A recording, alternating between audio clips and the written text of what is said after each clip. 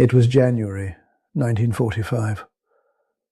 The Ardennes had fallen silent again, though it was not peace, only the pause between storms. Snow blanketed the hills of southern Belgium like ash after a funeral. The trees were stiff with frost, their branches black and brittle under the weight of winter. Along a narrow country road near the village of Inflatable, a handful of American soldiers worked in eerie calm. They weren't digging foxholes, or setting mines, or cleaning rifles.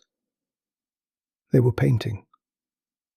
Private Leonard Len Carter dipped a brush into a tin of olive drab paint and traced it carefully across the side of a large inflated rubber tank. The tank wheezed faintly with every gust of wind, its surface rippling like the skin of some strange beast. It wasn't real. None of it was. The trucks parked along the road carried no ammunition. The jeeps had no engines. Even the tents were empty inside, just shells of burlap over wooden frames. This was the 23rd Headquarters Special Troops, the Ghost Army. Their mission? To make the enemy see what wasn't there. Carter had joined the unit in late 44, drawn not by glory but by curiosity. Before the war, he'd studied fine arts in Chicago, watercolor, portrait sketching, poster design. He'd once dreamed of painting the great skylines of America. Now he was painting shadows in the snow, hoping the right shade of grey might fool a German reconnaissance pilot. His commanding officer, Captain David Halpern, was a theatre man, Broadway before the war. He called the unit the greatest show on earth, though no audience would ever applaud it. They used every trick in the book, stage lighting, recorded tank noises, even radio chatter imitating entire divisions. Fake orders, fake columns, fake courage, all in service of one very real purpose, to deceive. But on the morning of January 11th, the show was about to become too real. The order had come at dawn: set up a dummy armoured division along the western ridge overlooking the Ourthe River. Intelligence believed German scouts were probing the line after their failed push during the Battle of the Bulge. The 23rd would make them think the Americans had fresh armour in reserve, heavy armour. Halpern had smiled thinly at the briefing. "We'll give them a whole damn armoured corps if they want one," he'd said. But even as the men unrolled the inflatable Shermans and arranged the fake half-tracks, Carter felt the tension under the jokes. The real front wasn't far, maybe 6 miles. Too close. They were supposed to stay behind lines, never this exposed. And that's when the first rumour spread, whispered from one radio operator to another. A German panzer unit had broken through a weak sector to the east. No confirmation yet. No retreat order either. Just static. And the cold. By midday, the stage was set. The rubber tanks sat in neat rows under white camouflage nets. Wooden trucks lined the road. Speakers hidden in the trees played the low rumble of engines on loop, giving the illusion of a full armoured column ready for battle. Carter stood beside one of the fake Shermans, rubbing his gloved hands together for warmth. "It's almost perfect," he muttered. Halpern, pacing nearby with a clipboard, nodded. "Almost doesn't win wars, Private. It just buys time." "Time for what?" Carter asked. The captain looked out toward the horizon, where the forest met the fog.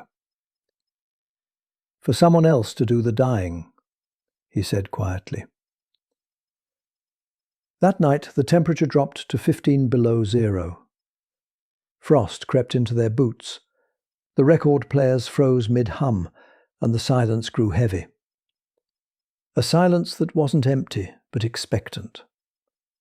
Around midnight, Carter was on sentry duty, standing by the edge of a frozen ditch. The stars were faint behind thin clouds. The forest beyond the field looked like a wall of ink. Then he heard it, a distant rumble, low, rhythmic, steady. At first he thought it was their own playback machine restarting, until he felt the ground vibrate under his boots. Engines. Real ones. He grabbed his carbine, turned toward the camp and shouted, "Captain! They're coming from the ridge!" Within minutes, the fake camp was alive with movement, but not the kind Halpern had planned for. Men scrambled to pack up radios, to hide the inflatable tanks, to silence the record players. But there was no time.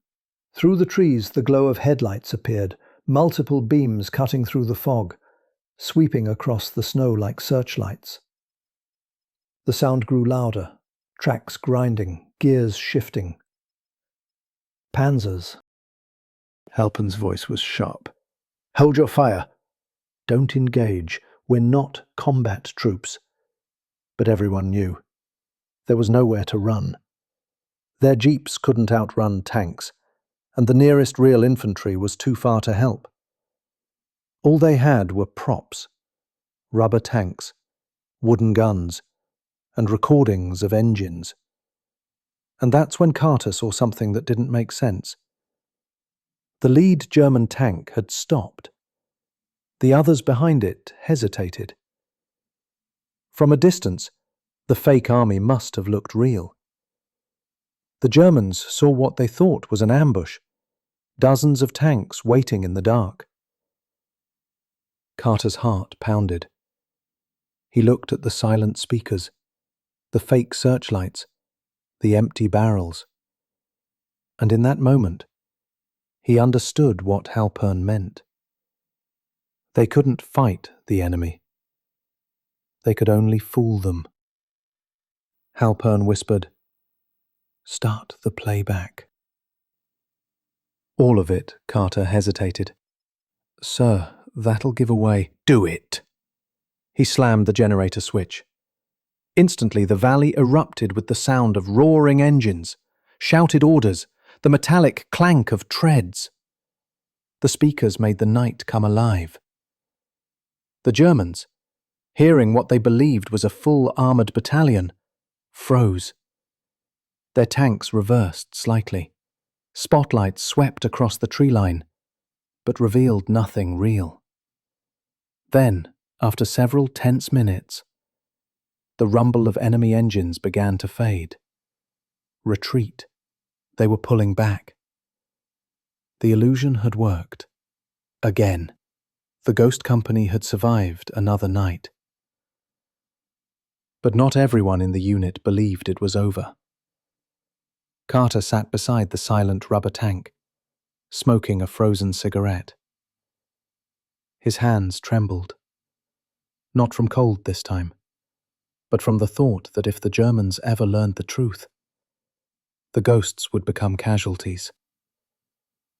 He looked across the snow-covered field, at the shadows of their fake army, and whispered to himself, "One day they'll come back, and we'll have nothing but ghosts to fight them with." 4. The morning came slow and grey. Sunlight filtered weakly through a curtain of fog that clung to the valley floor. The fake tanks stood like silent sentinels in the snow, their rubber skins dusted with frost. From a distance they still looked real, hulking, menacing, alive. Up close they were nothing but air and fabric, the ghosts of war. Captain Halpern stood at the edge of the ridge, binoculars raised, watching the horizon. His breath formed small clouds as he spoke. "They bought it," he murmured. "God help us, they actually bought it." Private Leonard Carter stood beside him, rubbing warmth into his hands. "Sir, what happens when they come back with binoculars of their own?" Halpern didn't answer. He lowered the glasses slowly, revealing eyes rimmed with exhaustion.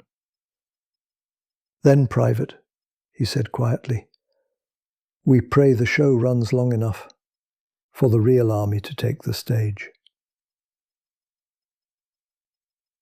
By noon, the camp was buzzing with nervous energy. Men repaired torn camouflage nets, reset speakers and patched air leaks in the decoy vehicles. A generator coughed, sputtered and finally caught, feeding power to the sound system that had scared off the panzers the night before. The illusion had worked, but at a cost. The Germans now knew something was there. They would come again. And this time they'd look closer. Carter sat on an ammunition crate beside a fake half-track, sketching. He drew the landscape, the frozen hills, the black lines of trees, the shadows cast by their decoys. But his pencil trembled when he reached the human figures, his own unit. Painters, sculptors, set designers and sound engineers dressed in fatigues, trying to pretend they were soldiers. He wondered if the Germans had men like them. Artists fighting with illusion instead of bullets. That afternoon, the first signs of movement appeared in the distance. A glint of light on metal. The echo of engines across the valley. Reconnaissance units. Halpern gave the order immediately. All speakers, channel 2. Simulate engine revs, column advance. Make it sound heavy. Technicians scrambled to obey. Within minutes, the forest was filled with the low thunder of tanks on the move. Tanks that didn't exist. The vibrations rolled through the ground, echoing off the frozen trees. Carter manned one of the lookout posts on the ridge, binoculars steady against the biting wind. He could see the German scouts now, small silhouettes moving cautiously between the trees, stopping to observe through scopes. For a long time, they didn't fire. Then came the first shell.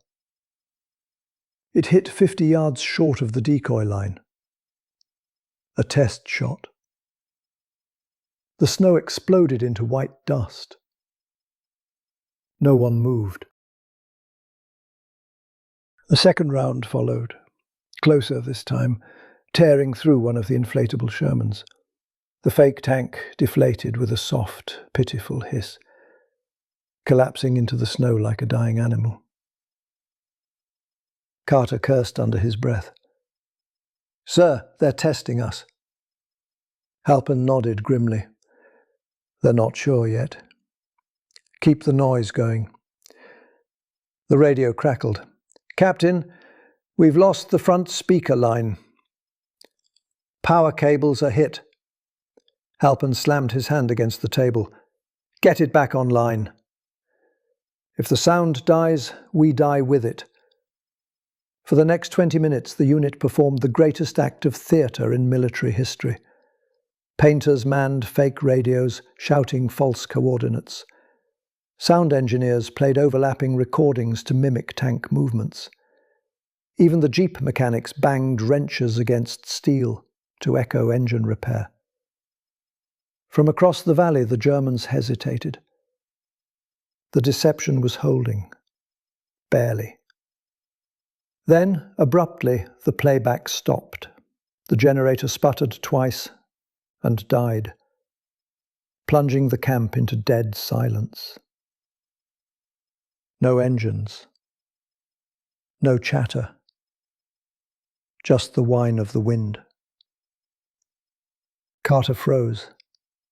The men looked around in panic. Halpern whispered, "Don't move." Through the fog, the faint outlines of German tanks advanced.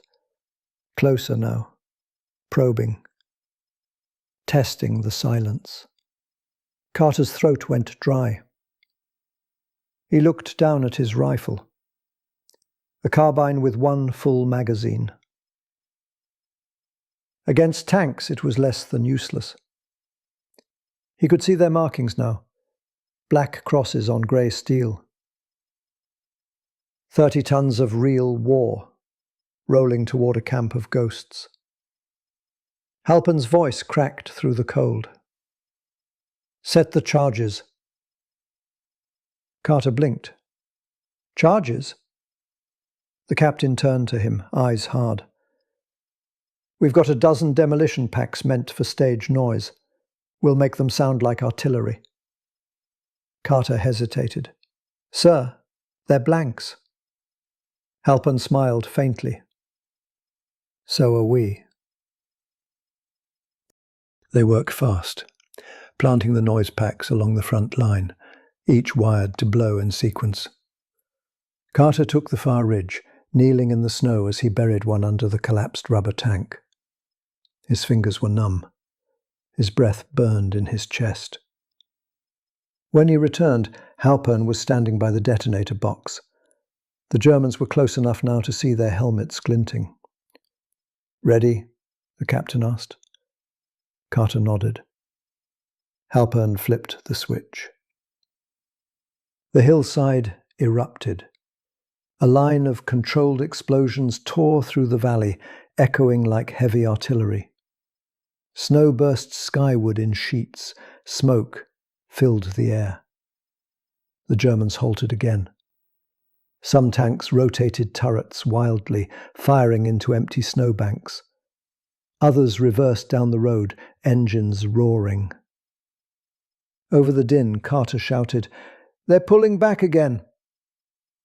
Halpern exhaled slowly, his shoulders trembling from the release. "That's twice," he said. "They'll figure it out next time." As the echoes faded, the camp was left in eerie stillness once more. Men sat in the snow, laughing in disbelief, some crying, some shaking. Carter looked at the smouldering hill, their battlefield of lies. He thought of the irony. The Ghost Army had fought 2 battles without firing a single real shell. But as the last traces of smoke drifted across the trees, he noticed something else. Down in the valley, beyond the smoke and shadows, a second column of German armour. Larger. Moving fast. This time, there would be no illusion strong enough to stop them. Carter swallowed hard. "Captain," he said softly, "they're coming back. And they're bringing friends." Halpern looked at him, his face pale in the grey light. "Then," he said, "we stop pretending. We become the army we've been pretending to be." The forest had gone quiet. The fake battlefield lay in ruins, half-melted rubber, tangled wires, and the acrid scent of smoke hanging in the frozen air. The sun was sinking low, bleeding pale light through the mist, turning every shadow into something sinister. Captain Halpern stood over the map table, his gloved finger tracing the narrow ridgeline that led north. "Intel says the real 9th Armoured is 6 miles out," he said. "If we can hold this bluff until nightfall, they'll link up here." He paused. "If we can't, the Germans roll straight through to Bastogne." Private Leonard Carter stared at the map, then at the shattered decoys around them. "Sir? Hold it with what? We don't even have working rifles for half the men." Halpern didn't look up. "Then we'll use the only thing we have left," he said. "Our reputation." The men gathered in the centre of camp. 60 artists, sound engineers, and designers dressed in mud-stained uniforms. Their faces were pale, eyes hollow. But in those eyes, there was something else too. Defiance. Halpern climbed onto a wooden crate and spoke quietly, his voice carrying through the cold air. "Gentlemen, We've bluffed the enemy twice. They've seen our fire, heard our guns, and believed in ghosts. He paused, scanning their faces. They're coming again. This time, they'll see through it. But until the real army gets here, we hold this hill. Not because we can win, but because they can't know they already have. He looked out toward the valley where the German armor was massing, black silhouettes shifting behind the fog. This is the moment, he said, where illusion becomes courage. No one cheered, but no one ran. By dusk, the first shells began to fall. The ground shook. The air filled with thunder. Carter threw himself behind a mound of frozen dirt as snow and splinters rained down. He could see the enemy armor advancing again, closer now, moving in formation. The fake tanks were gone. The sound systems were fried. All that remained were a handful of rifles, a few Molotovs, and courage thin as paper. Halpern crawled up beside Carter, shouting over the roar of distant artillery. "Get the smoke grenades ready!" "Smoke grenades? For what, sir?" "To make them think we're still alive." When the German vanguard crested the ridge, the hillside erupted in a wall of thick white smoke. Hidden inside, Halpern's men moved like shadows, lighting fires, shouting orders, banging steel to mimic machine gun bursts. Carter fired his carbine once, then again, ducking as tracer rounds hissed overhead. The smoke swirled, revealing flashes of muzzle fire, silhouettes running, shouting. Chaos that looked and sounded like a full company. But there were only 60 of them, and the enemy was closing fast. "Captain!" Carter yelled. "They're flanking left!" Halpern nodded, calm amid the panic. "Then make them think we're ready for it. Use the flame units, now!" A line of improvised Molotovs ignited, flames leaping through the fog. From a distance, it looked like the hill was lined with flamethrowers, a wall of burning resistance. The German armor hesitated again. Engines growled, gears shifting. Carter could almost hear their confusion. He grinned through the smoke. "They're still buying it." Then the first machine gun burst cut him off. The real war had arrived. A line of German infantry advanced through the fog, weapons flashing in the firelight. Carter hit the ground as bullets tore through the snow beside him. Men screamed. Someone was hit. The illusion shattered, replaced by the sharp, metallic truth of battle. Halpern fired his pistol until the slide locked back. He ducked behind a broken jeep, reloading with shaking hands. "Fall back to the tree line," he shouted. "Regroup by the riverbed." Carter crawled through the chaos, dragging a wounded sound tech with him. The kid named Franklin, who'd once painted movie sets in New York. Franklin coughed blood and whispered, "They'll kill us all, Lenny." Carter gritted his teeth. "Not if we keep the story going." He grabbed a nearby speaker box, half broken but still functional, and wired it to a spare battery. Moments later, the forest echoed with the low rumble of tank engines. The recorded kind. It was a lie. But in the fog and fire, it sounded real enough. From the valley, the German commander heard what he thought was an approaching armoured column. Through his binoculars, the hillside burned bright. Smoke, fire, gunfire. It looked and sounded like an entire division. He hesitated. Was it possible the Americans had reinforced overnight? He didn't know, but he wasn't about to find out the hard way. He barked a single order. Zurückziehen. Fall back. And just like that, the armoured column began to retreat down the ridge. When the last engine faded into silence, Carter sank into the snow, his chest heaving. The smoke cleared slowly, revealing what was left of Ghost Company. A handful of men standing amid deflated tanks and burning snowdrifts. Halpern limped toward him, one arm bleeding, his expression unreadable. "They bought it again," Carter said, half laughing, half sobbing. "They actually bought it."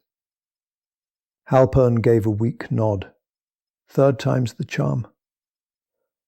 He looked toward the horizon where the real thunder of artillery was beginning to echo, the real army finally approaching.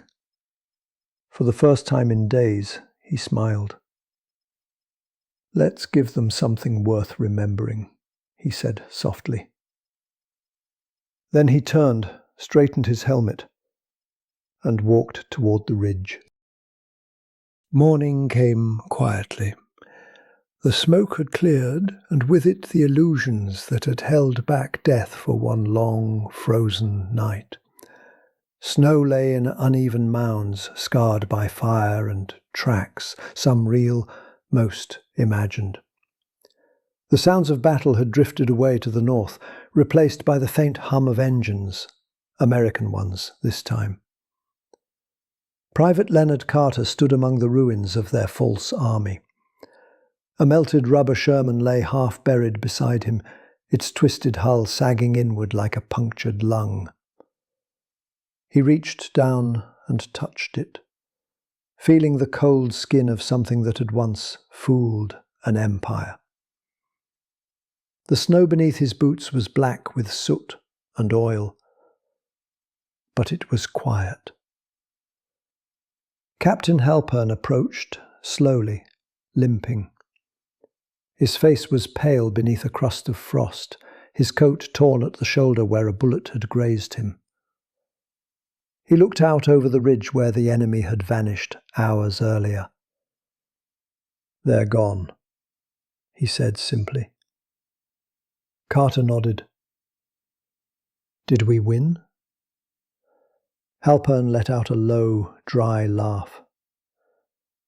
"I'm not sure this kind of thing has winners." By mid-morning, the first tanks of the 9th Armoured Division rolled up the hill, real tanks this time, their treads grinding through the frozen soil. An officer jumped down from one, disbelief written all over his face as he surveyed the scene. "Where's your artillery?" he asked. Halpern pointed to a pile of charred wood and broken speakers. "Gone." "Where's your armour?" Halpern gestured to the collapsed inflatables. "You're looking at it." The officer blinked. "And you held off 2 armoured columns with this?" Halpern didn't answer. He simply handed the man a sheet of paper, their operations log, soaked in mud and blood. At the top, written in black ink, 23rd Headquarters Special Troops, Tactical Deception Unit. The officer stared at it for a long time, then gave a slow, incredulous whistle. "Well," he said finally, "you boys put on one hell of a show." As the 9th Armoured pushed forward toward Bastogne, Ghost companies stayed behind. They gathered what they could. The deflated tanks, the reels of sound tape, the painted canvas panels that had once been their battlefield. Carter packed his sketchbook last. Inside were pencil drawings of every illusion they'd built, each tank, each hill, each shadow.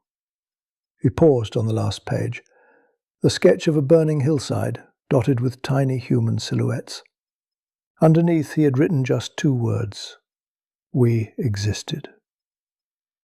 That night, as snow began to fall again, Halpern walked alone along the ridge. In the distance, he could see the glow of artillery far to the east. The real war still raging. He thought about the men who'd died without ever firing a real shot. Painters, musicians, set designers, men whose craft had saved thousands by making the enemy believe in ghosts. Carter joined him quietly, holding a tin mug of coffee that had long since gone cold. "Sir," he said, "do you think anyone will ever know what we did here?" Halpin looked out at the horizon, at the silent fields, the fake tanks, the smoke curling into the sky. "Maybe not," he said softly. "Maybe that's the point." He turned to Carter, his voice barely above a whisper. "The best illusions are the ones that vanish when the curtain falls." Years later, long after the guns went silent, the world would learn of the Ghost Army, a unit that fought not with firepower but with imagination. Their deception saved tens of thousands of lives.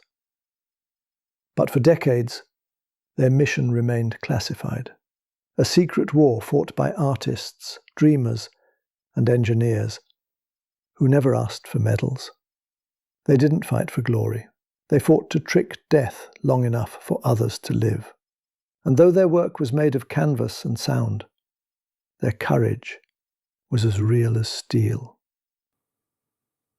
The snow fell quietly that night, covering the remnants of rubber tanks and footprints alike. By dawn the ridge was blank again, a white stage waiting for another story. But if you stood there long enough, you could almost hear it. The low echo of engines, the crackle of radios, and the faint, lingering sound of a ghost army still keeping watch.